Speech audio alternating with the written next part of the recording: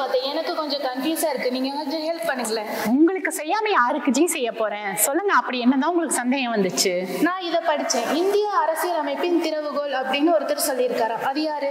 ஆமா ஜி, முகவரையில அரசியலமைப்பின் திறவுகோல் அப்படின்னு சொன்னவரை எர்னஸ்ட் பர்கினர்னு ஒருத்தர் இருப்பாரு. அவர் தான் சொல்லியிருக்காரு. ஓஹோ, அதே மாதிரி இந்திய அரசியலமைப்போட அடையாள அட்டை அப்படின்னு இருக்காமே.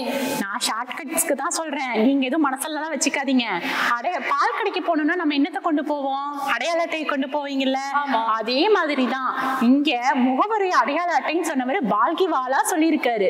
அதே மாதிரி எங்கள் கனவையும் சிந்தனையும் உள்ளடக்கியது அப்படின்னு சொல்லியிருக்காரு. இது யாரு? ஜி, உங்க கனவும் நினைவு சிந்தனையெல்லாம் எனக்கு தெரியாது. ஆனா அல்லாடி கிருஷ்ணசாமியோட கனவும் நீண்ட நாள் சிந்தனையும் இந்த முகவரியா தான் இருந்திருக்கு. அப்ப இத சொன்னது அல்லாடி கிருஷ்ணசாமி ஜி. ரொம்ப தேங்க்ஸ் ஜி. இதே மாதிரி யூஸ்ஃபுல்லான क्वेश्चंस உங்களுக்கு வேணும்னா வலிமை ஐஏஎஸ் அகாடமி சேனலை சப்ஸ்கிரைப் பண்ணிக்கோங்க, லைக் பண்ணுங்க, ஷேர் பண்ணிருங்க.